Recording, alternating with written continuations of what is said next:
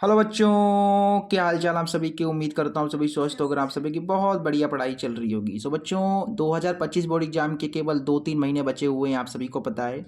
ठीक है, तो मेहनत बहुत ज़्यादा करनी पड़ेगी आप सभी को, अगर आप सभी बहुत बढ़िया नंबर यानी 95+ लाना चाहते हैं। बेटा आज हम इस क्लास में क्या डिस्कस करने वाले हैं बताओ। आज हम इस क्लास में बेटा 2024 का सेट 2 आई के सॉल्व करने वाले हैं। बेटा इसके जो न्यूमेरिकल्स हैं देखिए यहाँ पर, इसके जो न्यूमेरिकल्स हैं, फिजिक्स के जो न्यूमेरिकल्स हैं और जो केमिस्ट्री की रिएक्शंस हैं, ठीक है, टिप्पणी वगैरह हैं, आईयूपीएसी नामकरण है, और ये जो क्वेश्चंस हैं इन सभी को हम इस वीडियो में, इस क्लास में डिटेल में सॉल्व करेंगे। और बेटा हम आपको बताना चाहते हैं कि ये जो सेट है बेटा, ये जो सेट है, ये मान के चलो कि 2025 बोर्ड एग्जाम का पेपर है आपके सामने। यही पेपर 2025 बोर्ड एग्जाम में आएगा, क्योंकि इस सेट से 30% क्वेश्चन आपको बोर्ड एग्जाम में देखने को मिलेंगे। जैसे 70 नंबर का क्वेश्चन पेपर आता है, आप सभी को पता है 70 नंबर का पेपर आता है, उसमें से 30 नंबर आपको ये सेट करने पर मिल जाएंगे। यानी अगर आप इस वीडियो में अभी ये सेट पूरा कंप्लीट कर लेते हैं, ठीक है, तो बोर्ड एग्जाम में 30 नंबर आपके पक्के हो जाएंगे। ठीक है, बहुत ही ज़्यादा इंपॉर्टेंट है। चलिए बेटा अब हम स्टार्ट करते हैं, तो वीडियो को कर दो लाइक, क्योंकि बाद में आप भूल जाते हो, और अपने फ्रेंड्स के पास इस वीडियो को शेयर जरूर कर दीजिएगा। देखिए बेटा यहाँ के जो ऑब्जेक्टिव हैं, ठीक है, इस ये आप जो है स्वयं कर लीजिएगा, क्योंकि आप इतने बड़े तो हो गए हैं कि ऑब्जेक्टिव आप आराम से कर लें। ठीक है, हम आपको यहाँ पर न्यूमेरिकल समझाएंगे सबसे पहले। ठीक है, देखिए यहाँ पर हमारा जो उपखंड का है, इसका जो फर्स्ट न्यूमेरिकल है वो क्या कह रहा है। पहला न्यूमेरिकल को ध्यानपूर्वक पढ़िएगा, बहुत इंपॉर्टेंट है। 4 नंबर का न्यूमेरिकल है, कह रहा है कि एक 10 सेंटीमीटर फोकस दूरी वाले अवतल दर्पण से कितनी दूरी पर एक वस्तु रखी जाए ताकि उसका 5 गुना बड़ा प्रतिबिंब बने, जबकि प्रतिबिंब वास्तविक हो। प्रतिबिंब की स्थिति भी ज्ञात कीजिए। यानी प्रतिबिंब कैसा है, वास्तविक है, तो हमको प्रतिबिंब की स्थिति बतानी है, साथ ही साथ आपको यहाँ पर वस्तु की स्थिति भी बतानी है। ठीक है, चलिए फोकस दूरी दे रखी है हमें, बहुत बढ़िया क्वेश्चन है, और ऐसा क्वेश्चन अभी तक आपने शायद नहीं किया होगा, देख लीजिए यहाँ पर। ठीक है, देखो यहाँ पर मैंने जो है बिल्कुल उतार के रखा हुआ है सामने आपके। क्वेश्चन क्या है यहाँ पर मैंने लिख भी दिया है कि 20 मार्क्स आपको इसी सेट, ये सेट करने पर मिल जाएंगे। ठीक है, देखिए यहाँ पर एक बार फिर से पढ़ लेते हैं। एक 10 सेंटीमीटर फोकस दूरी का अवतल दर्पण है। दर्पण कौन सा है, अवतल है। ठीक है, चलिए यहाँ पर फोकस दूरी हमें दी गई है। सबसे पहले यहाँ पर लिख लो भाई क्या क्या दिया गया है। यहाँ पर बेटा हमें दिया गया है फोकस दूरी यानी कि एफ हमें कितना दे रखा है, 10 सेंटीमीटर। 10 सेंटीमीटर बेटा यहाँ पर कौन सा दर्पण है, अवतल दर्पण है। बेटा अवतल दर्पण हो या अवतल लेंस हो, आपको यू, बी और एफ तीनों के तीनों आपको जो है निगेटिव ही लेने हैं, हमेशा आपको निगेटिव ही लेने हैं। ठीक है, तो यहाँ पर जो एफ आई एम का कैसा लेंगे, निगेटिव में लेंगे, माइनस में लेंगे। दर्पण से कितनी दूरी पर एक वस्तु रखी जाए, यानी कि वस्तु की स्थिति हमको बतानी है, वस्तु की स्थिति। ठीक है, यानी कि यू माने तो होता है, यू माने का होता है वस्तु।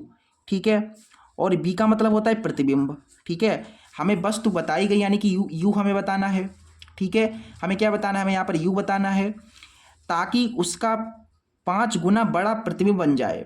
ठीक है, जबकि प्रतिबिंब वास्तविक हो तो, और प्रतिबिंब की स्थिति बतानी है, यानी कि बी भी हमें बताना है, हमें बी भी यहाँ पर बताना है। ये क्वेश्चन है तुम्हारा, यहाँ पर ध्यानपूर्वक पढ़िए। हमें यहाँ पर केवल फोकस दूरी ही पता है, यू और बी निकालने हैं। ठीक है, तो क्या करते हैं यहाँ पर एक कंडीशन लेकिन यहाँ पर दी गई है बेटा, एक कंडीशन यहाँ पर है कि उसका 5 गुना बड़ा प्रतिबिंब बनता है। ठीक है, यानी कि इस वस्तु को हम कहाँ पर रखें ताकि उसका जो प्रतिबिंब बने वो 5 गुना बन जाए। ठीक है, अच्छी बात है। मैं मान लेता हूँ ये जो वस्तु है, हमें तो पता नहीं कहाँ पर है, तो मैं इसको मान लेते हैं इसकी जो दूरी होगी वो एक्स होगी। ठीक है, यानी एक्स मीटर पर, एक्स सेंटीमीटर दूर पर रखा हुआ है। तो यहाँ पर हम मान लेंगे बेटा, मानेंगे कि जो यू है वो क्या है, एक्स के बराबर है। ठीक है, यू किसके बराबर, एक्स के बराबर है। ठीक है, अगर यू एक्स है तो बी कितना होगा, देखो यहाँ पर 5 गुना बड़ा प्रतिबिंब, यानी जो प्रतिबिंब है वो कैसा है, 5 गुना है। ठीक है, 5 गुना है किसका, वस्तु का, ये वस्तु है तो इसका 5 गुना है, यानी 5x।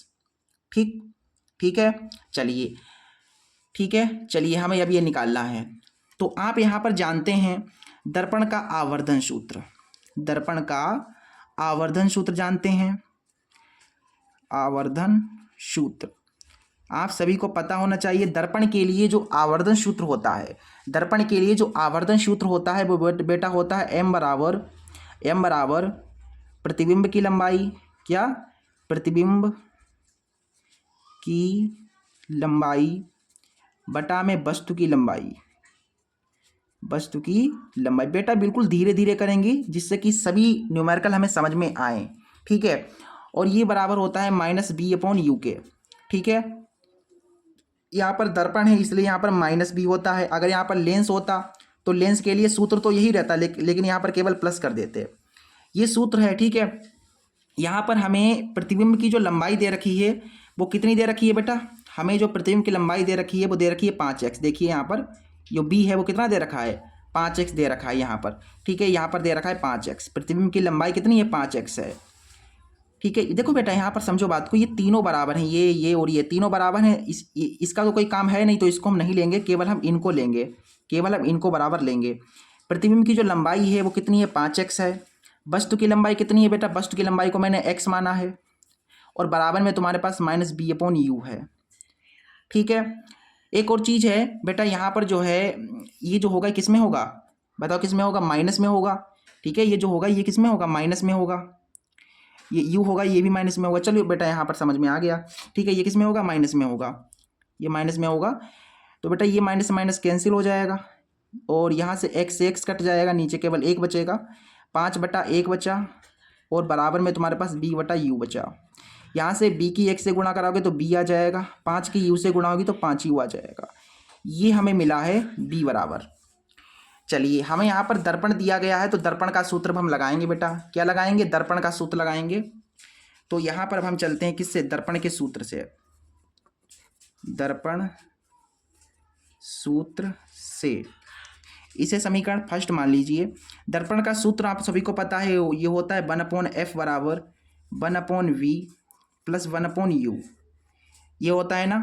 देखिए यहाँ पर 1f कितना है बेटा, f आपका जो है वो -10 है, क्या है, -10 है। और 1/v, v के स्थान पर आपको रखना है 5u रखना है और यहाँ पर तुम्हारे पास u है, ठीक। क्लियर है सब कुछ, सारा कुछ क्लियर है ना, बिल्कुल। देखो बेटा हमें क्या निकालना है, हमें यहाँ पर निकालना है प्रतिबिंब की स्थिति निकालनी है। तो ऐसा करते हैं हम, यहाँ पर जो u है बेटा यहाँ से हम b निकाल लेते हैं। सबसे पहले b का मान है, b का मान दिया गया है, b बराबर 5u है। यहाँ से हम u का वैल्यू निकाल लेते हैं, ठीक है। u का वैल्यू निकाल लेंगे तो काम हमारा हो जाएगा बेटा। यहाँ से क्या करेंगे, हम u का वैल्यू निकालेंगे, u बराबर, तो u बराबर हो जाएगा b/5, ठीक। तो यहाँ पर u के स्थान पर ये अभी रहने दो, यहाँ से देखो -1/10 है, यहाँ पर 1/v प्लस 1/u, ठीक है। u है, u के स्थान पर क्या रखना है, b/5 रखना है, क्या रखना है, b/5 रखना है। ये सबसे ऊपर गुणा इसकी हो जाएगी, यहाँ से -1/10 है, यहाँ से देखिए 1/v प्लस 5 के ऊपर 1 से गुणा होगी तो 5 और नीचे v, ठीक। तो यहाँ से देखेंगे तो यहाँ देखिए b और b नीचे एक जैसे हैं तो एक बार लिख लेंगे, 5 और 1 ऊपर हो जाएंगे 6, b की इधर गुणा हो जाएगी तो b कम b, 6 की 10 से गुणा होगी तो 6×60, यहाँ से b हमारे पास आ गया -60 सेंटीमीटर। देखिए b जो है, जो प्रतिबिंब की स्थिति है वो कितनी है, 60 सेंटीमीटर है। अच्छा प्रतिबिंब की निकल गई, हमें u भी तो निकालना था। तो u आप जो है यहाँ पर देखो, यहाँ पर जो है u का मान रख दीजिए। ये जो b आपने निकाला है इस b को आप यहाँ पर रख दोगे, इस समीकरण फर्स्ट में रख दोगे ना, तो हमें u भी मिल जाएगा यहाँ पर। तो क्या करते हैं हम यहाँ पर, समीकरण फर्स्ट तुम्हारे पास है b बराबर 5u, ये है b के स्थान पर आपको 60 रखना है माइनस का, और ये 5u है। देखो यहाँ पर इसको सॉल्व करते हैं, u को रोक लेंगे और ये -60, ये गुणा में 5 है तो इसके बट्टे में पहुँच जाएगा, काटने पर 5 का 5, 5 दूना 10, यानी जो u आएगा वो आएगा -12 सेंटीमीटर। तो यहाँ से आपने देखा जो वस्तु की स्थिति है, वो कितनी है बेटा, वस्तु की स्थिति बेटा देखो यहाँ पर वस्तु की जो स्थिति है वो तुम्हारे पास है 12 सेंटीमीटर, और जो प्रतिबिंब की स्थिति है वो कितनी है, प्रतिबिंब की स्थिति जो है बेटा वो है तुम्हारे पास 60 सेंटीमीटर, ठीक है। देखो बेटा मैंने यहाँ पर ये काटा था, अभी मैंने क्या किया था यहाँ पर b बराबर 5u निकाला था, ठीक है, और b के स्थान पर मैंने 5u रख दिया था। बेटा इसको सोल्व करोगे ना, इसको, तब भी आपका जो है आंसर आ जाएगा, ठीक है। अगर आप b के स्थान पर 5u रखेंगे, जहाँ पर v है, जैसे मैं अभी कर रहा था 5u रख रहा था, तो आपको सबसे पहले क्या मिलेगा, सबसे पहले आपको u मिलेगा। लेकिन वो जो मैं प्रोसेस कर रहा हूँ ना, यहाँ पर b के स्थान पर अगर आप 5u रखेंगे तो थोड़ा लंबा हो जाएगा, फैक्टर आपको करना पड़ेगा, गुणनखंड करना पड़ेगा। इसलिए मैंने क्या किया, यहाँ से u का पहले निकाल लिया मान, फिर मैंने u का जब रखा तो मुझे b मिल गया, फिर b का मान मैंने समीकरण फर्स्ट में रख दिया, फिर मुझे u मिल गया, इस तरीके से, ठीक है। चलिए ये क्वेश्चन इस तरीके से हमें करना था और ये आराम से हो गया, ठीक है, अच्छी बात है। बाकी यहाँ पर वास्तविक प्रतिबिंब है, कैसा प्रतिबिंब, वास्तविक प्रतिबिंब है। वास्तविक प्रतिबिंब यानी कि जो आपका प्रतिबिंब होगा वो उल्टा होगा, ठीक है, उल्टा होगा। और जो प्रतिबिंब आया बेटा वो कहाँ है, माइनस में आया है, माइनस में आया यानी कि जो दर्पण के, ये कहाँ पर बनेगा, दर्पण के सामने बनेगा, दर्पण के बाईं ओर बनेगा, ठीक है बेटा। देखो बेटा ध्यान से समझो, अगर b माइनस में आता है, अगर b माइनस में आता है तो जो प्रतिबिंब बनेगा वो कहाँ पर बनेगा, प्रतिबिंब बनेगा दर्पण के सामने। अगर यहाँ पर प्लस में आता b तो दर्पण के पीछे बनता प्रतिबिंब, ठीक है। चलिए अब हम जो है आते हैं अपने नेक्स्ट न्यूमेरिकल पे बेटा। अगला न्यूमेरिकल देखते हैं क्या है। जो हमारा नेक्स्ट न्यूमेरिकल है वो कह रहा है कि एक उत्तल लेंस की फोकस दूरी 50 सेंटीमीटर है, उस वस्तु के प्रतिबिंब की स्थिति बताइए जो लेंस से 25 सेंटीमीटर की दूरी पर अक्ष के लंबवत है तथा प्रतिबिंब का आवर्धन भी ज्ञात कीजिए। अच्छी बात है, देखिए शानदार क्वेश्चन है, जानदार क्वेश्चन है ये। देखो यहाँ पर उत्तल लेंस दिया गया है इस क्वेश्चन में, ठीक है। देखो थोड़ा सा मैं जूम, ज़्यादा जूम हो गया है मुझे लग रहा है, थोड़ा कम कर लेता हूँ, रुक जाओ, ठीक है। अब चलो बेटा आ जाओ। उत्तल लेंस है बेटा, इसकी फोकस दूरी हमें दे रखी है 50 सेंटीमीटर। सबसे पहले आप यहाँ पर आ जाओ, उत्तल लेंस पर आ जाओ।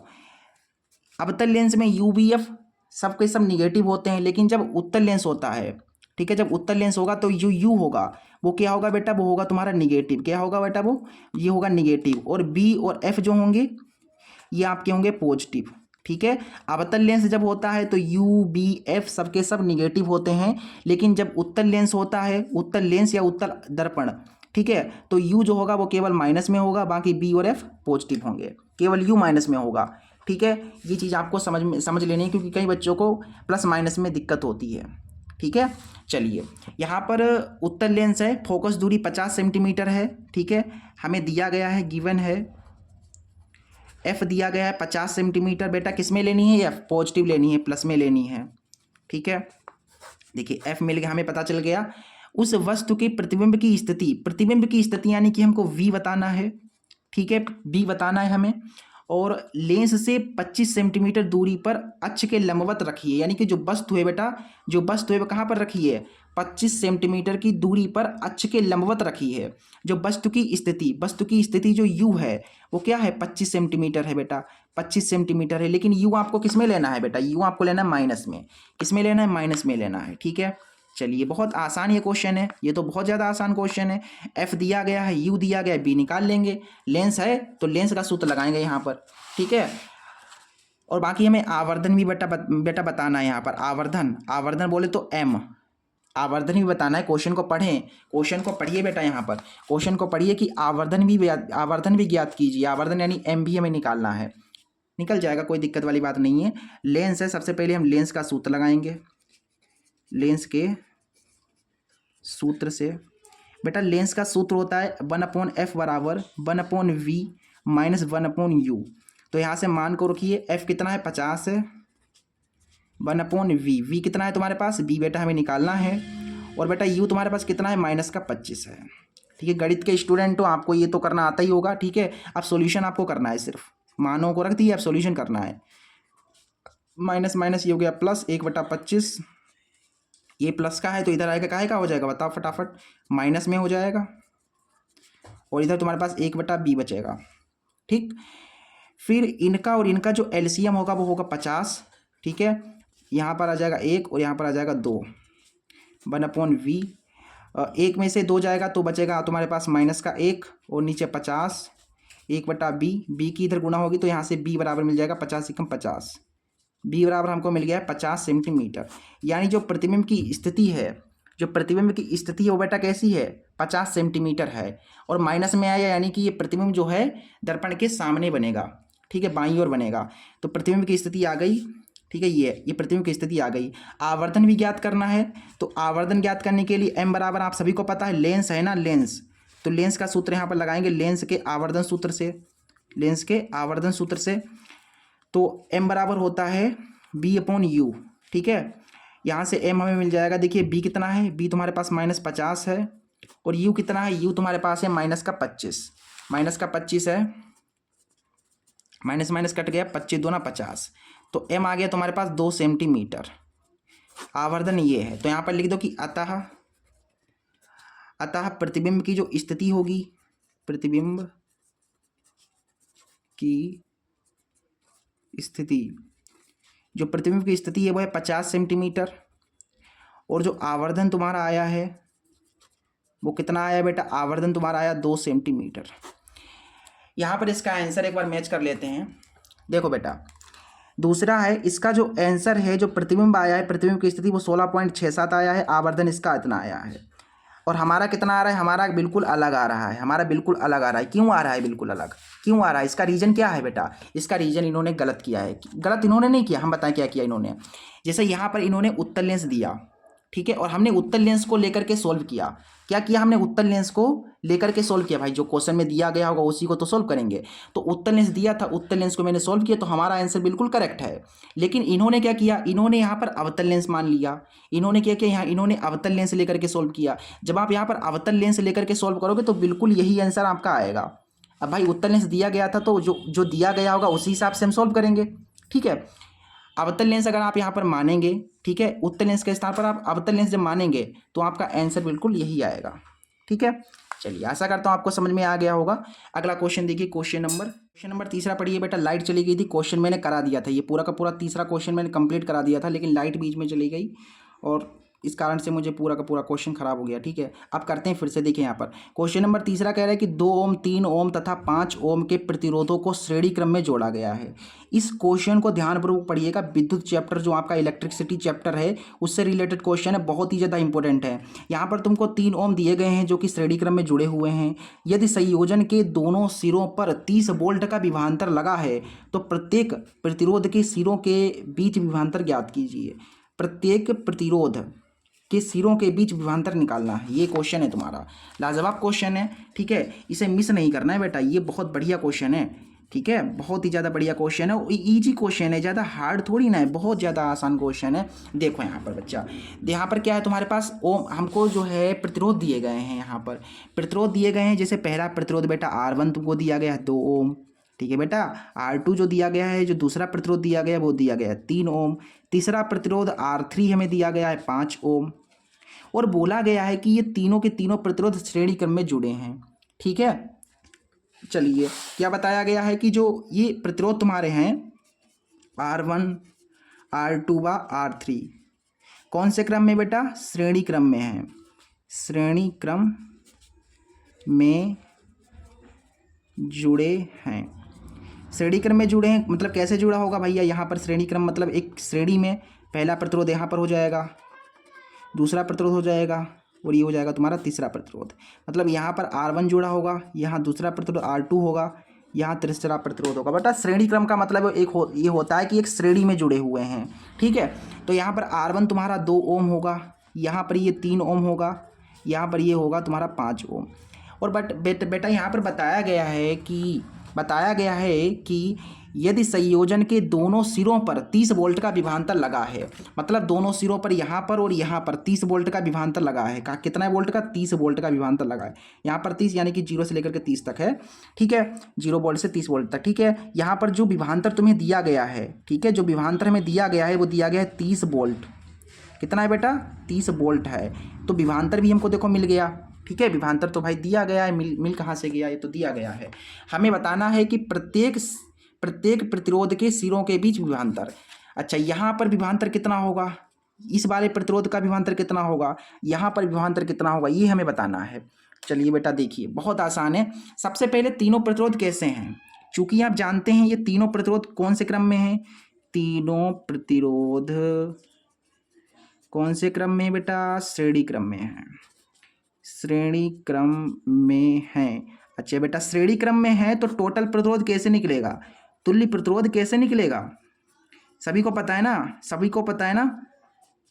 जब प्रतिरोध श्रेणी क्रम में जुड़े होते हैं तो जो तुल्य प्रतिरोध है, तो जो टोटल प्रतिरोध है वो कैसे निकलता है, इनको जोड़ करके, जैसे 2 ओम प्लस 3 ओम प्लस 5 ओम, इनको जोड़ेंगे तो हमें टोटल प्रतिरोध R मिलेगा। 3 और 2 5 और 5 10 ओम। बेटा टोटल प्रतिरोध आ गया।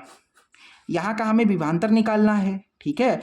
तो धारा तो पता होना चाहिए ना, धारा तो पता होनी चाहिए, यहाँ पर धारा कितनी बह रही है, तो धारा निकालते हैं सबसे पहले। आर बराबर क्या होता है, आर बराबर होता है B/I, ये सूत्र तो पता है ना, ओम के नियम के हिसाब से ये सूत्र होता है। तो यहाँ से हम धारा निकाल लेंगे, ठीक है।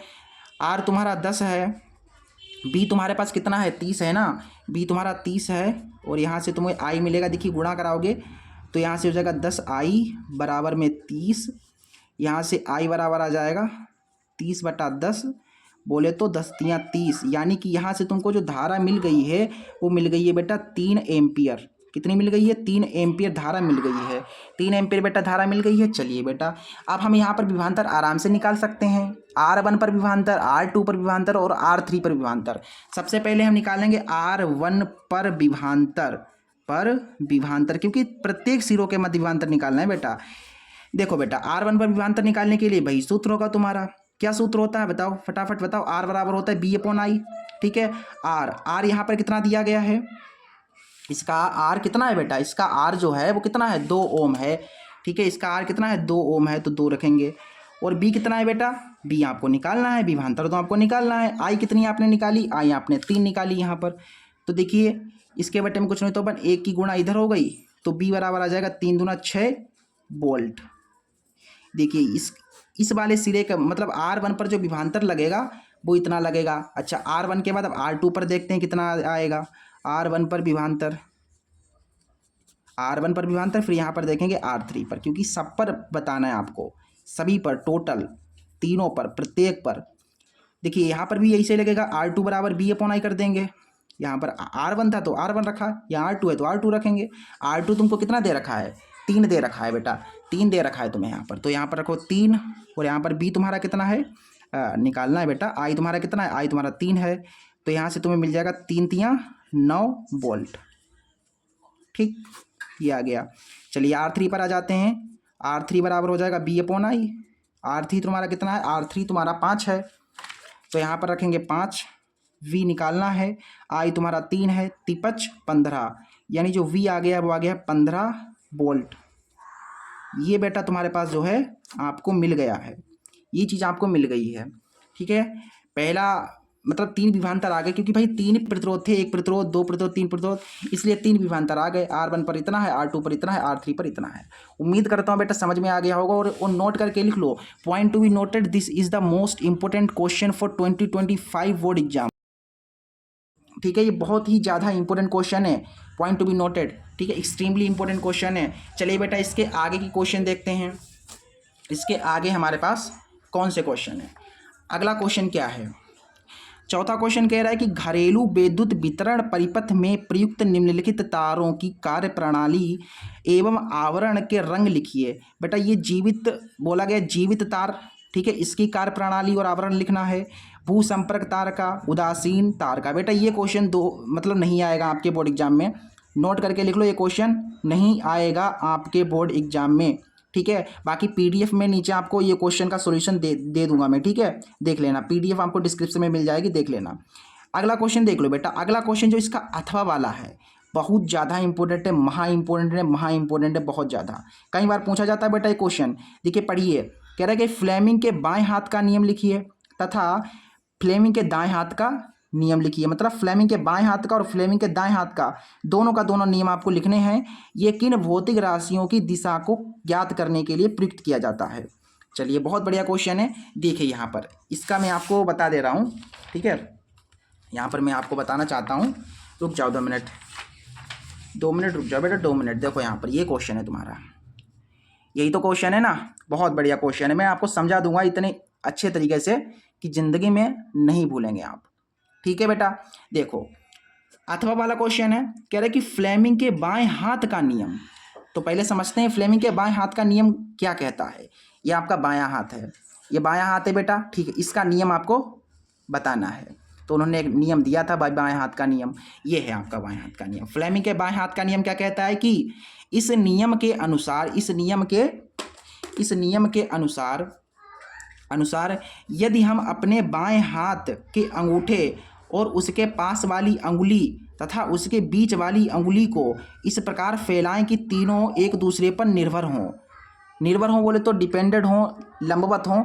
जैसे कहा गया कि इस हाथ की तीन उंगलियों को, अंगूठे के पास वाली उंगली को और अंगूठे की बीच वाली उंगली को ऐसे करके आपको फैलाना है। रुक जाओ, मैं छोटा करके आपको दिखाता हूँ, 2 मिनट रुको। देखो यहाँ पर ऐसे करके आपको फैलाना है कि तीनों देखिए एक दूसरे पर लंबवत हैं, ये देखिए, ठीक है। इस तरीके से आपको फैलाना है। मेरा ये हो नहीं रहा है इतना बढ़िया करके, आप देख लीजिए इस तरीके से, ठीक है। इस तरीके से फैलाना है आपको, कि इस तरीके से आपको फैलाना है। बाएं हाथ के अंगूठे को तथा उसके पास वाली उंगली तथा बीच वाली उंगली को इस प्रकार फैलाएं कि तीनों परस्पर लंबवत हों, ठीक है। इतनी लाइन समझ में आ गई, परस्पर लंबवत हों। तब ऐसे जब आप फैलाएंगे तब इस स्थिति में अंगूठा जो होगा, ठीक है, अंगूठे के पास वाली जो उंगली होगी वो चुंबकीय क्षेत्र की दिशा को, ठीक है, तथा बीच वाली उंगली विद्युत धारा की दिशा को प्रदर्शित करेगी। मतलब ऐसे जब आप फैलाएंगे तो ये जो होगी ये चुंबकीय धारा की दिशा को, चुंबकीय धारा की दिशा को प्रदर्शित करेगी। और ये किसको प्रदर्शित करेगी बेटा, ये धारा की दिशा को, विद्युत धारा की दिशा को, धारा यानी आई की दिशा को प्रदर्शित करेगी, ठीक है।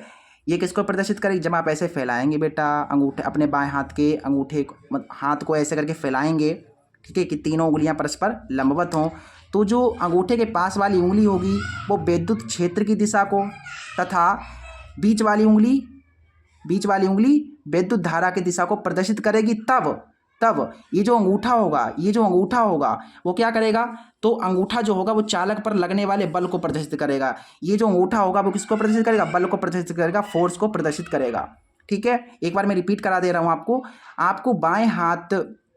जब बाएं हाथ के अंगूठे को, उसके पास वाली उंगली तथा उसके बीच वाली उंगली को इस प्रकार फैलाएं कि तीनों परस्पर लंबवत हों, तब जो अंगूठे के पास वाली उंगली है वो चुंबकीय क्षेत्र की दिशा तथा बीच वाली उंगली विद्युत धारा की दिशा को प्रदर्शित करेगी।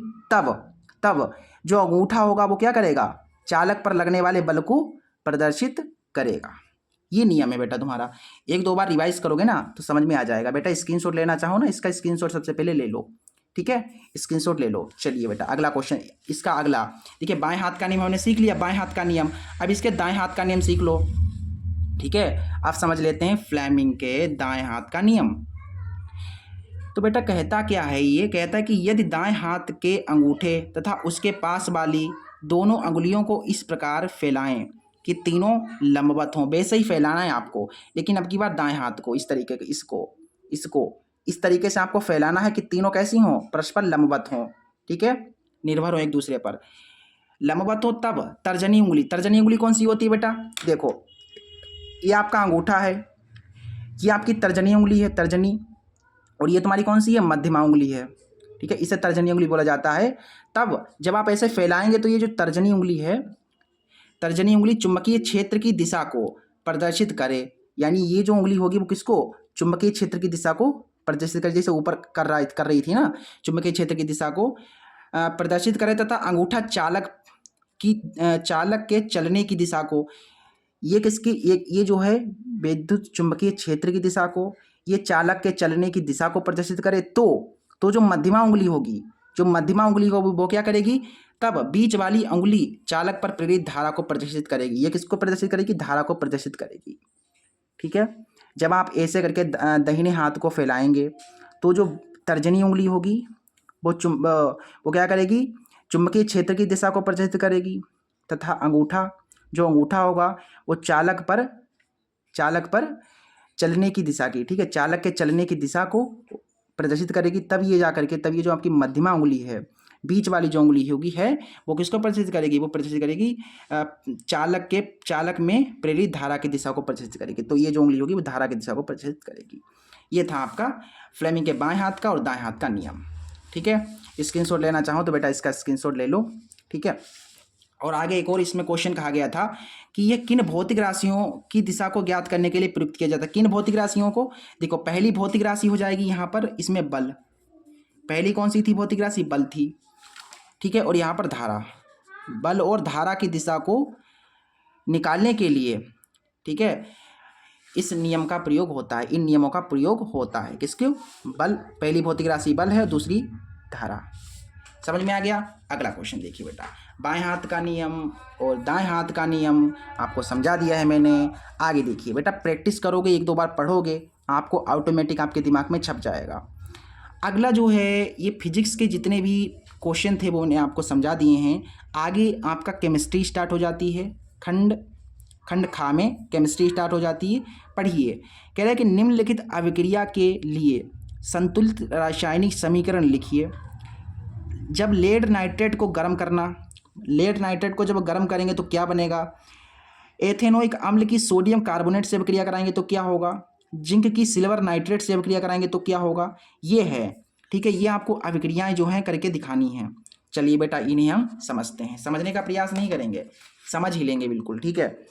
देखो यहाँ पर रिएक्शंस कहाँ पर मैंने लिखी हैं, ये रिएक्शन यहाँ पर मैंने लिख करके रखी हुई हैं। देखिए पहली रिएक्शन क्या करनी है आपको, सर्वप्रथम आपको जो है यहाँ पर पेन चेंज कर लेता हूँ मैं।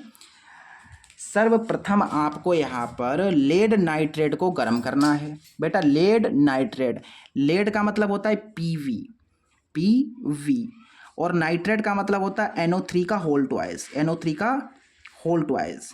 तो PbNO3 यानी ये हो गया लेड नाइट्रेट, यानी कि PbNO3 का होल ट्वाइस। इसको क्या करना है बेटा, इसको करना है गर्म, इसको क्या करना है, गर्म करना है।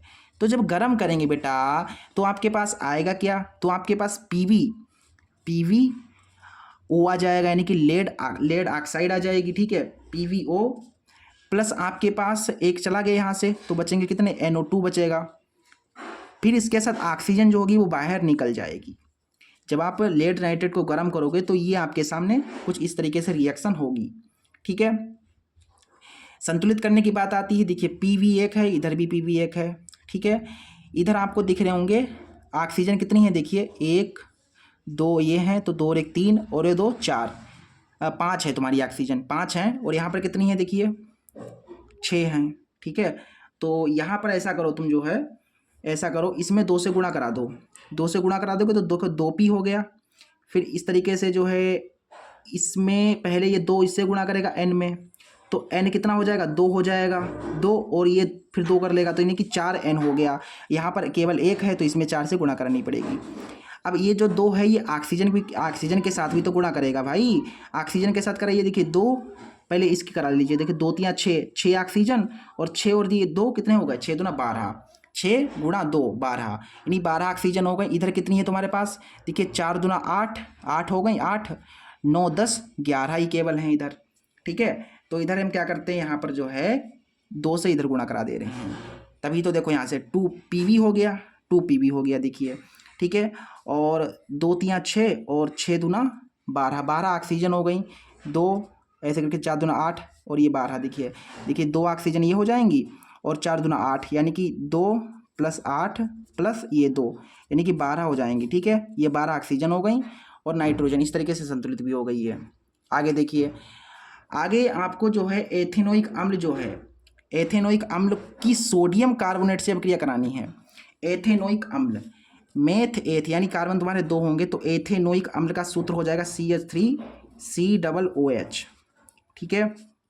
किससे अभिक्रिया करानी है, सोडियम कार्बोनेट, यानी कि Na, और कार्बोनेट का सूत्र क्या होता है, कार्बोनेट का सूत्र क्या होता है, फटाफट बताओ। सोडियम कार्बोनेट से अभिक्रिया करानी है कि केवल सोडियम से करानी है, नहीं बेटा यहाँ पर केवल सोडियम से करानी है आपको अभिक्रिया, कार्बोनेट से नहीं, सोडियम से अभिक्रिया करानी है। सोडियम से अभिक्रिया कराओगे तो देखो क्या होगा, तब क्या होगा, तो ऐसा होगा, ये जो CH3O है ना बेटा, ये किसके साथ आ जाएगा, ये आ जाएगा Na के साथ, ठीक है। और H जो होगा वो बाहर निकल जाएगा, यानी कि ऐसे होगा CH3COO और ये Na आ जाएगा साथ में, और ये जो H हाइड्रोजन है ये निकल जाएगी बाहर। हाइड्रोजन को H2 से प्रदर्शित करते हैं ना, ठीक है। तो H2 बाहर निकल गए, यहाँ पर 2 हाइड्रोजन है लेकिन यहाँ पर तो 1 है, बराबर करना पड़ेगा, संतुलित करना पड़ेगा ना। तो ऐसा करते हैं हम, यहाँ पर जो है 2 से गुणा करा देते हैं और यहाँ पर करा देते हैं 2 से गुणा। देखो 2 Na हो गया, Na कितना हो गया, 2 हो गया। और देखिए 2 3 6, 6 हाइड्रोजन और ये 2, यानी कि 8 हाइड्रोजन हो गई। और इधर कितनी हाइड्रोजन, देखो इधर, और इसमें केवल 2 से तुम गुणा करा दो, इधर मत कराओ। देखो तुमने जब इधर गुणा करा दी तो देखो ये जो होगा 2H और कितना हो जाएगा यहाँ पर 2H ये है और 2 3 6, 6 और 2 कितने हो गए 8, इधर 8H हो गए, इधर 8H हो गए। और इधर देखिए, इधर देखिए 2 3 6 और 2 8, 8H इधर भी हो गए। तो H तो संतुलित हो गया और C भी संतुलित हो गया हमारे ख्याल से। देखिए C का 2 से हो जाएगा 2C और 1 ये हो जाएगा, यानी कि 2 और 2 4C। और यहाँ पर भी देख लीजिए, यहाँ पर 2 और 2 4, 4C हो गया। और उसके बाद देखिए Na को साइलेंट करते हैं। देखिए Na इधर 1 है और इधर कितना, इधर भी 1 ही है, नहीं इधर 2 है ना बेटा। देखिए 2 इधर भी तो गुणा करेगा ना, ये गुणा में है, तो 2 Na हो गया। यहाँ पर केवल 1 है तो इधर आपको करानी पड़ेगी 2 से गुणा। अब ये हो गया संतुलित, ठीक है। आगे देखिए, अगली अगली रिएक्शन में क्या करना है, जिंक की सिल्वर नाइट्रेट से अभिक्रिया करानी है। जिंक यानी कि जेडियन की करानी है, सिल्वर, सिल्वर यानी कि Ag, और नाइट्रेट का मतलब हो जाएगा NO3 का NO3, AgNO3 हो जाएगा ना, AgNO3, AgNO3 है कि नहीं। जिंक हो गया, सिल्वर Ag और नाइट्रेट यानी NO3। सब क्रिया जब आप कराएंगे तो जेडियन के साथ NO3 आ जाएगा और Ag बाहर निकल जाएगा, ठीक है। तो ये हो जाएगा जेडियन हो जाएगा, जेडियन NO3 का होल ट्वाइस, और Ag निकल जाएगा आपका बाहर, Ag निकल जाएगा बाहर, Ag बाहर निकल गया। अब इसमें जो है संतुलित करना है तो संतुलित आप कर दीजिए, इधर 2 से गुणा हो जाएगी और इधर 2 से गुणा हो जाएगी, तो संतुलित भी हो जाएगा ये इस तरीके से, ठीक है। आगे देखिए, आगे हमें करानी है सोडियम सल्फेट विलयन की बेरियम क्लोराइड से अभिक्रिया। सोडियम सल्फेट यानी कि सोडियम बोले तो Na और सल्फेट बोले तो SO4, NaSO4 की अभिक्रिया। बेरियम यानी कि Ba और क्लोराइड यानी Cl2, इससे अभिक्रिया जब आप कराएंगे तो ये जो SO4 है ये आ जाएगा Ba के साथ, यानी कि BaSO4 हो जाएगा, BaSO4 हो जाएगा। और ये जो Na है वो Cl के साथ आ जाएगा, यानी NaCl। बाकी संतुलित करने की बात आएगी, यहाँ पर Cl 2 है, यहाँ पर केवल 1 है, तो इसमें 2 से गुणा करानी पड़ेगी। और यहाँ पर भी आपको करानी पड़ेगी 2 से गुणा, है कि नहीं। 2 से गुणा करा दोगे तो देखो 2 Na हो गया, ठीक, और 2 Cl हो गया। और यहाँ पर तुम्हारे Na कितने, यहाँ पर केवल 1 है, तो बेटा यहाँ पर जो है, ठीक है, गलत हो गया। सोडियम सल्फेट का फार्मूला Na2 होता है बेटा, Na2SO4 होता है ना। तो देखिए Na तुम्हारा 2 है, Na 2 है, Cl कितने 2 हैं, और इधर भी Cl 2 हो जाएंगे, Ba 1 है और Ba 1 है, SO4, ठीक है। इस तरीके से जो है ये रिएक्शन कंप्लीट हो गई है, ठीक है। चलिए इसका जो नेक्स्ट क्वेश्चन है आगे पढ़ते हैं। आगे देखिए, आगे हमें निम्नलिखित पर संक्षिप्त टिप्पणी लिखिए। हमें क्या करनी है, टिप्पणी यहाँ पर लिखनी है समजात श्रेणी पर, और ये, ठीक है। चलो समजात श्रेणी पर टिप्पणी यानी कि हमें लिखनी है, तो यहाँ पर हमने कहाँ पर लिख करके रखी हुई है, तुम्हें देखना पड़ेगा। तो चलो यहाँ पर देखिए, मैंने टिप्पणी लिख करके रखी हुई है, यहाँ पर देखो। सबसे पहली टिप्पणी समजात श्रेणी पर पूछी जाती है हर बार बोर्ड एग्जाम में, कई बार पूछी गई है बेटा समजात श्रेणी पर टिप्पणी लिखने के लिए, ठीक है। आपसे कहेगा कि टिप्पणी लिखो समजात श्रेणी पर, तो देखिए यहाँ पर मैंने अपनी भाषा में लिखा हुआ है कि जब समान क्रियात्मक समूह वाले कार्बनिक यौगिकों को उनके बढ़ते हुए, यहाँ पर है परमाणु अणुभार, ठीक है, परमाणु अणुभार बढ़ते हुए क्रम में रखा जाता है, तो जो श्रेणी बनती है उसे समजात श्रेणी कहते हैं। समझ गए। जब समान क्रियात्मक समूह वाले कार्बनिक यौगिकों को उनके परमाणु के बढ़ते हुए क्रम में रखा जाता है तो जो श्रेणी बनती है उसे समजात श्रेणी कहते हैं। उदाहरण के लिए मेथेन, एथेन, प्रोपेन, ब्यूटेन, ये तुम्हारे हो जाएंगे समजात श्रेणी के उदाहरण। अगली टिप्पणी लिखनी है हमें कार्बन की सर्वतोमुखी प्रकृति पर टिप्पणी लिखनी है बेटा। इसकी जो है, इसका जो सॉल्यूशन है वो आपको मिलेगा डिस्क्रिप्शन में। इसकी टिप्पणी हमने अपने शब्दों में लिख करके समझाई हुई है, डिस्क्रिप्शन में PDF है, उसको डाउनलोड कर लीजिए, उसमें ये आपको मिल जाएगा, ठीक है। ये आपको जो है कार्बन की सर्वतोमुखी जो है प्रकृति है वो अपने शब्दों में लिखी हुई है, मिल जाएगी, ठीक है। चलिए आगे देखिए, आगे हमें साथ में का क्या कह रहा है कि निम्नलिखित यौगिकों के आईयूपीएसी नाम हमें लिखने हैं। आईयूपीएसी नाम यहाँ पर लिखने हैं। देखिए आईयूपीएसी नाम कैसे लिखेंगे। देखिए ये है, ठीक है। देखो आईयूपीएसी नाम लिखना है इसका, तो पहले कार्बन काउंट करेंगे। तो कार्बन तुम्हारे 1 2 2 कार्बन है, यानी कि हो जाएगा तुम्हारे पास क्या, मेथ एथ एथ हो जाएगा, एथेन एथेन होगा। और प्लस इसमें COOH जुड़ा हुआ है, यानी कि ओइक जुड़ा हुआ है। तो एथेन प्लस ओइक क्या हो जाएगा, एथेनोइक। क्या हो जाएगा, एथेनोइक एथेनोइक एथेनोइक अम्ल। ये हो गया तुम्हारे पास, ठीक है। इसमें आ जाओ, इसमें कार्बन गिनो, कार्बन कितने हैं, 1 2 3 3 कार्बन है, यानी कि मेथ एथ प्रोप होगा, प्रोपेन। और ये Cl भी जुड़ा हुआ है, यानी कि क्लोरो होगा, यानी कि क्लोरोप्रोपेन हो जाएगा। क्लोरो और प्रोपेन भैया कार्बन तुम्हारे 1 2 3 है, तो कार्बन के लिए मैंने प्रोपेन कर दिया, और ये Cl जुड़ा होता है, Cl को क्लोरो कहते हैं, तो क्लोरोप्रोपेन हो गया। यहाँ पर आ जाओ, इसमें कार्बन कितने, 1 2 कार्बन है, यानी कि मेथ एथ होगा ना भैया, एथ होगा। प्लस इसमें 3 बंद की साझेदारी हुई है, यानी कि एनीन आइन जोड़ना पड़ेगा इसमें, एथ प्लस आइन यानी एथाइन हो जाएगा। क्या हो जाएगा, एथाइन तुम्हारे पास जो है, इसका जो है आईयूपीएसी नाम हो जाएगा एथाइन, ठीक है। चलिए ठीक है, आईयूपीएसी नामकरण तो करना मैंने आपको सिखाया ही है। एक स्पेशल वीडियो मैंने आपको बनाई है, जिसमें मैंने आईयूपीएसी नामकरण करना सिखाया। अगर आपको आईयूपीएसी नामकरण करना नहीं आता तो वो वीडियो देख लीजिए, लिंक आपको डिस्क्रिप्शन में दे दूंगा, वहाँ से आप देख लीजिएगा। आगे देखिए, कह रहा है कि साबुन क्या है। साबुन बनाने की रासायनिक अभिक्रिया लिखिए तथा साबुन की 2 विशेषताएं लिखिए। बहुत ज़्यादा इंपॉर्टेंट क्वेश्चन है ये। क्वेश्चन हर बार बोर्ड एग्जाम में पूछा जाता है, और हर टॉपर ये क्वेश्चन तो तैयार करता ही करता है। बहुत इंपॉर्टेंट है, ठीक है। साबुन क्या है, साबुन की अभिक्रिया लिखनी है, रासायनिक अभिक्रिया लिखनी है, और साबुन की विशेषताएं लिखनी है। चलिए बहुत बढ़िया है। सबसे पहले हम समझते हैं कि साबुन क्या है, ठीक। आंसर हो जाएगा कि अधिक अणुभार वाले बसीय अम्लों के सोडियम तथा पोटेशियम लवणों को साबुन कहते हैं। किसे कहते हैं, सोडियम तथा पोटेशियम लवणों को क्या कहते हैं, साबुन कहते हैं, ठीक। अब हम समझते हैं साबुन बनाने की रासायनिक अभिक्रिया। याद कर लेना, बहुत इंपॉर्टेंट है, ठीक है। साबुन बनाने की रासायनिक अभिक्रिया, ठीक है।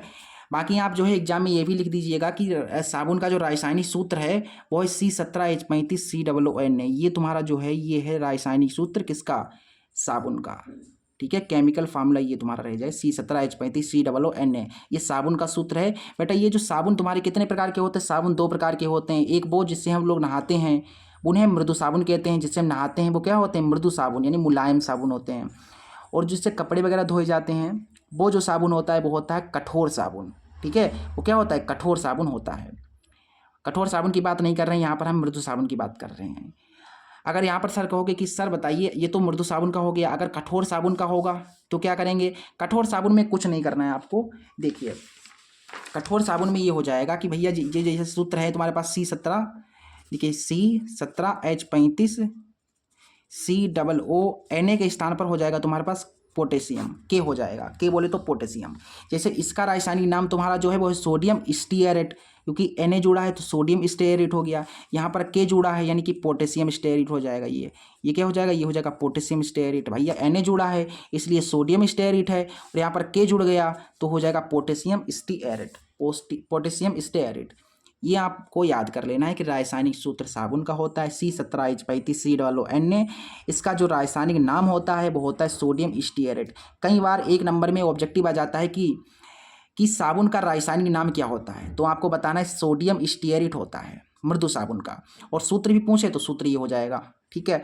अब हम समझते हैं कि इसको बनाने की रासायनिक अभिक्रिया क्या है, मतलब कैसे साबुन बनाया जाता है।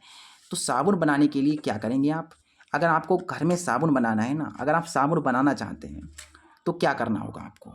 साबुन बनाने के लिए यहाँ पर जब तेल या वसा की अभिक्रिया, कोई तेल या वसा ले लो, ठीक है, उस तेल या वसा की अभिक्रिया आपको करा देनी है सोडियम हाइड्रॉक्साइड यानी कि NaOH से करा देनी है। सोडियम और OH यानी हाइड्रॉक्साइड, सोडियम हाइड्रॉक्साइड की जब आप अभिक्रिया करा देंगे, तेल और वसा की अभिक्रिया जब NaOH से कराएंगे तो क्या बनेगा, साबुन बनेगा, और साथ ही साथ ग्लिसरॉल बनेगा, ठीक है। साबुन और ग्लिसरॉल बनेगा। जैसे यहाँ पर मैंने जो है जैसे यहाँ पर मैंने ये जो है ये जो आपको दिख रहा है, ये मैंने बसा ले लिया है। क्या ले लिया है? बसा ले लिया है।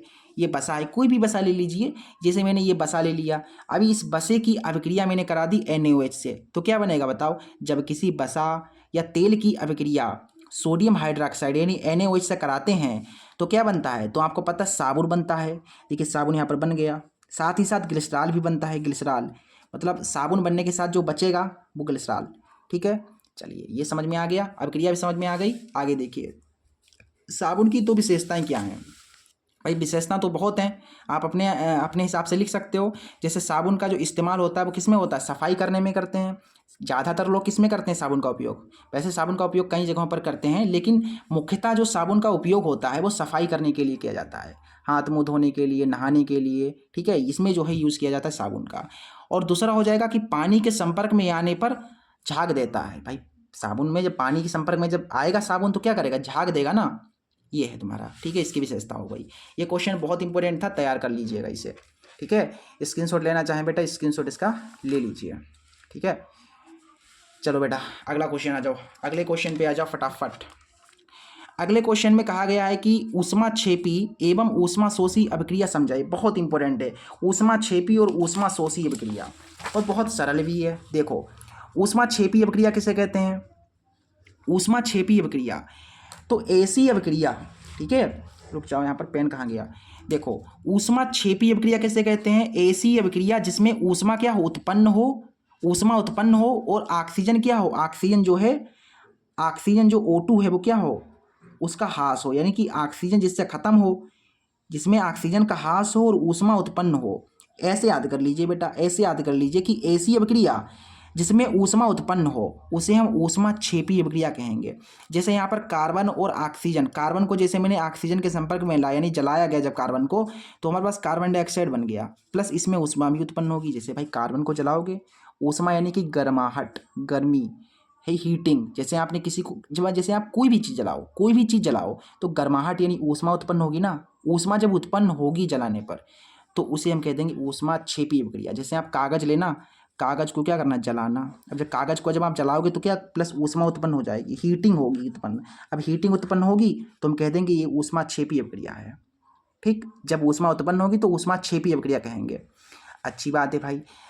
आगे ऊष्माशोषी अभिक्रिया, इसका उल्टा, इसमें ऊष्मा उत्पन्न होती है, इसमें क्या होती है? इसमें ऊष्मा का शोषण होता है, ऊष्मा का शोषण होता है। और ऑक्सीजन की क्या होती है? ऑक्सीजन का योग होता है। ठीक है, इसमें क्या होता है? इसमें ऊष्मा उत्पन्न होती है और ऑक्सीजन घटती है, ऑक्सीजन का ह्रास होता है। ऊष्मा उत्पन्न होती है और ऑक्सीजन का ह्रास होता है। इसमें इसमें ऊष्मा का ह्रास होता है और ऑक्सीजन का योग होता है। जैसे Na था उसमें ऑक्सीजन जोड़ा गया तो NO बन गया, और ऊष्मा जो थी वो क्या हो गई? चली गई, खत्म हो गई, चली गई, बिल्कुल खत्म, हीटिंग बिल्कुल गायब हो गई। ये तुम्हारी अभिक्रिया कहलाएगी ऊष्माशोषी अभिक्रिया। समझ गए? ऊष्माशोषी अभिक्रिया ऐसी अभिक्रिया जिसमें ऊष्मा का शोषण हो और ऑक्सीजन का योग हो, उसे हम कहेंगे ऊष्माशोषी अभिक्रिया। ठीक, अगला क्वेश्चन देखिए बेटा। ठीक है, स्क्रीनशॉट लेना चाहो तो स्क्रीनशॉट अभी से ले लो इसमें। ठीक है, देखो यहाँ पर अगला क्वेश्चन कह रहा है कि पीएच मान क्या है, इसका हाइड्रोजन आयन सांद्रण से क्या संबंध है? पीएच मान क्या है और संबंध बताना है। देखिए ये क्वेश्चन, देखो पीएच पर मैंने एक स्पेशल वीडियो बनाई है, ये बहुत इंपॉर्टेंट है। ठीक है, मैंने जो वीडियो बनाई है, जो क्लास मैंने दी है पीएच की, जो मैंने पीएच की क्लास दी है उसमें मैंने आपको पीएच मान निकालना सिखाया है। मैंने आपको क्या सिखाया है? पीएच मान निकालना, और पीएच से संबंधित जो न्यूमेरिकल्स होते हैं वो करने आपको बताए हैं। तो वीडियो की लिंक आपको डिस्क्रिप्शन में मिल जाएगी, तो पीएच की वीडियो देख लीजिएगा अगर आपने नहीं देखी है। तो वहाँ पर मैंने पीएच मान निकालना बताया है, पीएच मान क्या है, पीएच पैमाना क्या नापता है, कब विलयन अम्लीय होता है, कब विलयन क्षारीय होता है, ये सब कुछ बताया है। ठीक है, चलिए ये क्वेश्चन भी अटेंड कर लेते हैं। अगर आपने वो वीडियो देखी होगी तो ये आपके लिए आसान होगा, मतलब ऐसे ही कर लोगे यार, इसमें कुछ है नहीं। पीएच मान क्या है भाई? पीएच मान किसी विलयन में उपस्थित H+ आयन का ऋणात्मक लघुगणक होता है। क्या होता है? H+ आयन का ऋणात्मक लघुगणक होता है। ये जो मैंने हाईलाइट करके रखा हुआ ये इंपॉर्टेंट है। H+ क्या होता है बेटा? ये H+ आयन का क्या होता है? ऋणात्मक लघुगणक होता है। अब संबंध लिखने के लिए कह दे तो भैया पीएच क्या होता है? ऋणात्मक लघुगणक, लघुगणक यानी कि log H+ का। ठीक, ऐसे करके ये संबंध है। देखिए पीएच बराबर जो है H+ का ऋणात्मक लघुगणक। ठीक है, चलिए अगला क्वेश्चन देखिए, ये क्वेश्चन है तुम्हारा, ठीक है, देख लीजिए, स्क्रीनशॉट मान लीजिए फटाफट। देखो अगला क्वेश्चन, अगला क्वेश्चन मोस्ट इंपोर्टेंट कह रहा है कि खनिज और अयस्क में अंतर। सारे क्वेश्चन एक से ऊपर एक हैं, मतलब बहुत इंपॉर्टेंट क्वेश्चन है सभी के सभी, और मैं बहुत इजी तरीके से लिखवाता हूँ। जैसे खनिज और अयस्क में अंतर आपने अपनी बुक में जब आप देखेंगे ना, उसमें बहुत कठिन है, उसकी जो लैंग्वेज है बहुत ज़्यादा कठिन है, लेकिन इसमें मैं जो बताऊंगा ना, मैं जो आपको बताऊंगा अपनी भाषा में जो बताऊंगा बहुत सरल होगा, याद करने में बहुत आसानी होगी बेटा, ठीक है। देखिए अंतर पूछा गया खनिज और अयस्क में अंतर, तो आपको ऐसे ही बना लेनी है चार्ट बोर्ड एग्जाम में, ठीक है। सबसे पहले खनिज धातु की मात्रा, खनिज में धातु की मात्रा कम पाई जाती है। जो खनिज होता है ना, खनिज, उसमें धातु की मात्रा कम होती है, लेकिन अयस्क में धातु की मात्रा अधिक होती है। खनिज जो होता है ना बेटा, खनिज, उसमें धातु की मात्रा जो होती है, जो मेटल होती है, वो बहुत कम होती है, ठीक है, लेकिन अयस्क में जो धातु होती है वो अधिक होती है, ठीक है। समझ गए, बहुत आसान है, बहुत आसान है। अगला अंतर देखिए, अगले अंतर में खनिज से शुद्ध धातु प्राप्त करना कठिन है। जैसे खनिज है आपके पास, आप उससे शुद्ध धातु नहीं प्राप्त कर पाओगे, कर तो लोगे लेकिन कठिन बहुत ज़्यादा है, बहुत ज़्यादा कठिन है। लेकिन अयस्क से शुद्ध धातु प्राप्त करना क्या है, बहुत आसान है, ठीक, समझ गए। आगे देखिए, सभी खनिज कैसे होते हैं, अयस्क नहीं होते हैं, लेकिन सभी अयस्क खनिज होते हैं, ठीक। अब उदाहरण के लिए आप अभ्रक लिख देना और इधर बॉक्साइड लिख देना, ठीक है। इस तरीके से जो है आपको मैंने अंतर बता दिया, बहुत आसान है, बहुत आसान है। इतने में आपको नंबर पूरे के पूरे मिलेंगे, कोई काटने वाला नहीं है, सभी पूरे के पूरे नंबर आपको मिलेंगे, ठीक है। आगे देखिए, आगे हमारी जो है अगला खंड स्टार्ट हो जाता है। ये खंड तुम्हारा बायोलॉजी का है, ठीक है, ये बायोलॉजी का है बेटा। इसमें जो है सब थ्योरी वाले क्वेश्चन है। जैसे भोजन के पाचन में लार की क्या भूमिका है, ठीक है, ओजोन परत हमारे लिए क्यों महत्वपूर्ण है। ये जो क्वेश्चन है बेटा, इनको मैंने सोल्व कराया है अपनी भाषा में, बिल्कुल अपनी भाषा में। जैसे मैंने अभी आपको बताया खनिज और अयस्क में अंतर, पीएच मान क्या है, ऊष्मा क्षेपी, ऊष्मा शोषी, ये सब कुछ मैंने अपनी भाषा में बताया, आप सभी को समझ में आया। लेकिन इन्हीं को अगर आप किताब में पढ़ोगे तो आपको बहुत कठिन लगेगा ये, ठीक है। तो इसकी पीडीएफ आपको जो है डिस्क्रिप्शन में मिल जाएगी, ठीक है, डिस्क्रिप्शन में मिल जाएगी, पीडीएफ डाउनलोड कर लीजिए। ये सभी क्वेश्चंस मैंने कराए हैं अपनी भाषा में, देख लीजिएगा, याद करने में बहुत आसानी हो जाएगी, बहुत ज़्यादा आसानी, ठीक है। इस तरीके से मैंने आपको जो है आज 2024 का सेट 2 के जो था ये कंप्लीट सोल्व करा दिया है। एक एक क्वेश्चन आपको कंप्लीट बता दिया है, न्यूमेरिकल्स बता दिए हैं। ज़्यादातर मैं जो है न्यूमेरिकल्स ही कराता हूँ, ठीक है, इतनी केमिस्ट्री नहीं पढ़ाता हूँ। मैं जब 12th लेवल तक का, देखो बेटा मैं बताऊँ आपको, मैं 12th के बच्चों को पढ़ाता हूँ ना बेटा, मैं 12th के बच्चों को, उन सभी बच्चों को मैं जो है क्या पढ़ाता हूँ, मैथ पढ़ाता हूँ, ठीक है, मैथ पढ़ाता हूँ और फिजिक्स पढ़ाता हूँ। तो आप ये कह सकते हो कि मेरे जो सब्जेक्ट हैं, मैं मैथ और फिजिक्स का टीचर हूँ, मैं मैथ और फिजिक्स का टीचर हूँ। इतनी मतलब केमिस्ट्री और बायोलॉजी उतना मेरा फेवरेट भी नहीं है, और उतने में जानकारी भी नहीं रखता हूँ केमिस्ट्री फिजिक्स उसके बारे में, बायोलॉजी के बारे में, लेकिन मैथ और फिजिक्स के बारे में बहुत अच्छी खासी मेरे पास नॉलेज है, ठीक है। चलिए बेटा, ठीक है, तो अच्छी लगी क्लास, सब कुछ समझ में आया। फटाफट इस क्लास को अपने फ्रेंड्स के पास शेयर कर दो, क्योंकि आप शेयर करने में कंजूसी करते हो, शेयर नहीं करते हो यार, शेयर कर दो, ठीक है। चलिए बेटा, अच्छी लगी क्लास, तो चलिए मिलते हैं अगले वीडियो में, तब तक के लिए नमस्ते, जय हिंद, जय भारत।